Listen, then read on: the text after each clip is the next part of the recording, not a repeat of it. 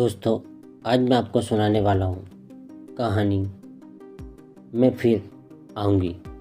राजीव, देखो नवीन, मैं एक बार फिर कह रहा हूँ कि वह लड़की कल रात मेरे साथ थी।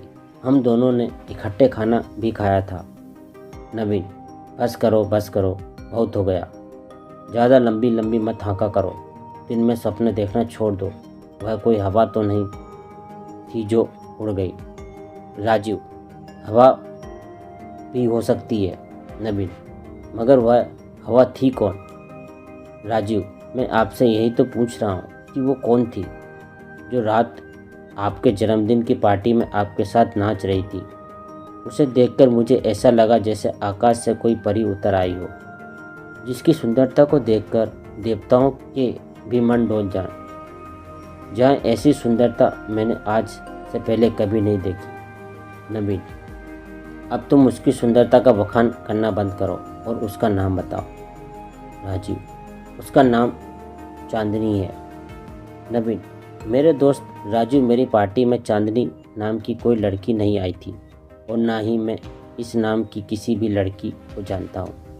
राजीव, हाँ, मैं समझ गया। आप उस सुंदर लड़की के बारे में मुझे बताना नहीं चाहते। खैर छोड़िए, आप बताएं या ना बताएं, मैं उसे ढूंढ कर ही रहूँगा। नवीन, राजीव, तुम बिल्कुल गलत सोच रहे हो। ऐसी कोई बात नहीं। जब मैं चांदनी नाम की ऐसी किसी लड़की को जानता ही नहीं तो तुम्हें क्या बताऊं? ना जाने तुमने कौन सी लड़की देख ली जिसके लिए तुम पागल हुए जा रहे हो। राजीव, हाँ, मैं पागल हो गया हूँ। जब से उस लड़की को देखा मुझे एक पल के लिए भी चैन नहीं। जहाँ देखता हूँ वही नज़र आती है। अब आप ही बता मैं क्या करूँ? मुझे बस एक बार उससे मिलना है। नवीन, मुझे तो लग रहा है ये तुम्हारा कोई वहम है। तुमने कहा था कि वो लड़की पार्टी में मेरे साथ डांस कर रही थी। अगर कोई लड़की मेरे साथ डांस करती तो क्या मुझे दिखाई नहीं देती? राजीव, वहम और मेरा नहीं, ये नहीं हो सकता।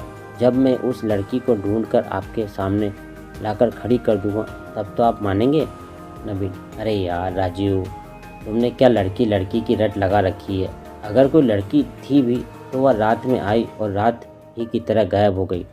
अब उसके पीछे मत भागो, भूल जाओ उसे। न जाने कौन थी, वो कहाँ से आई थी जो एक रात में वह पागल कर गई। राजीव, मैं उसे चाहकर भी नहीं भूल सकता। मैं उसे हर जगह तलाश करूँगा, कहीं तो मिलेगी। काफ़ी दिन बीत गए। नवीन और राजीव की मुलाकात अब बहुत दिनों से नहीं हुई थी, क्योंकि ना जाने कितने ही महीनों से राजीव चांदनी की तलाश में पागलों की तरह यहाँ से वहाँ भटक रहा था। लेकिन चांदनी का अभी तक कोई अता पता नहीं था। और पता चलता भी कैसे? राजू के पास ना जाने उसका कोई एड्रेस था, ना ही वह चांदनी के किसी दोस्त से मिला था। एक रात की बात है, राजीव पैदल अपने घर जा रहा था। मन में चांदनी के बारे में ही सोच रहा था, उसकी उस खूबसूरती के बारे में जिसको एक बार देखने पर ही राजीव पागल हो गया था। अभी वह चांदनी की ख्यालों में खोया ही हुआ था कि उसे कोई आवाज़ सुनाई देने लगी। वह और ध्यान लगाकर उस आवाज़ को सुनने लगा।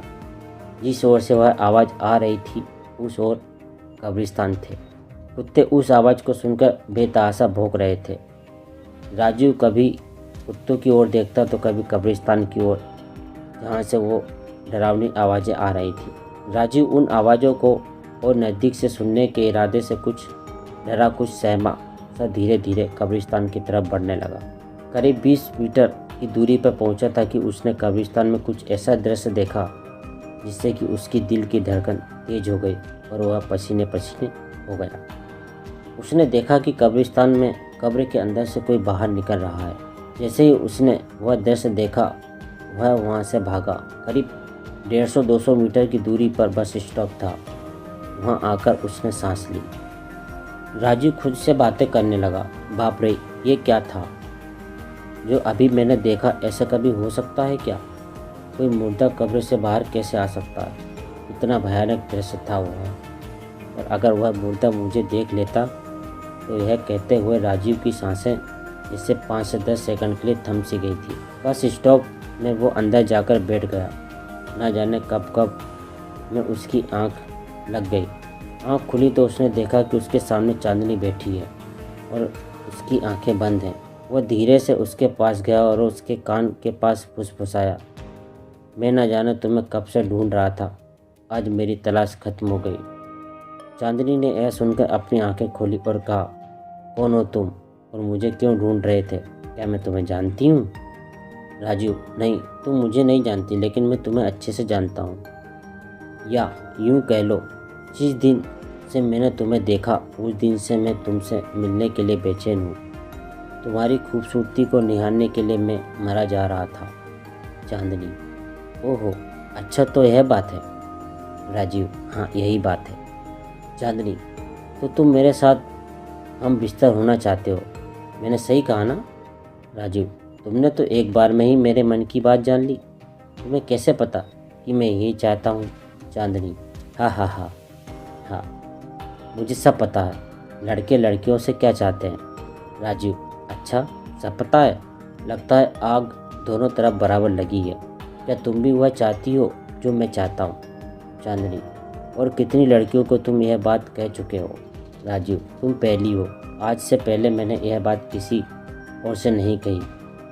तब चांदनी ने भारी आवाज़ में कहा, झूठ, तुम झूठ बोल रहे हो। मुझसे पहले ना जाने तुम कितनी लड़कियों से यह बात बोल चुके हो।